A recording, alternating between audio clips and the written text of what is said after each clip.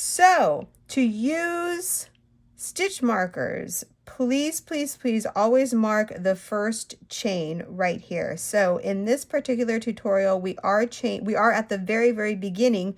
So we are chaining 42. So I did mark the first chain right here. So I will be marking increments of 10. So we do have 3 chains right here.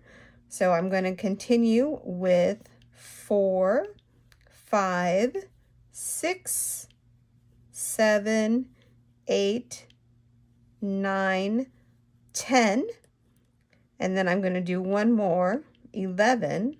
So I'm going to mark the 10th chain right here, and then just keep going. So that's chain number 11, 12, 13, 14, 15, 16, 17, 18, 19, 20, 21. So then mark chain number 20 right here.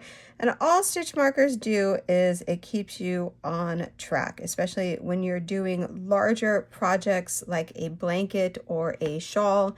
It will definitely keep you on track and will keep you from messing up your project. So again, I just thought I would take a moment to show you how to use stitch markers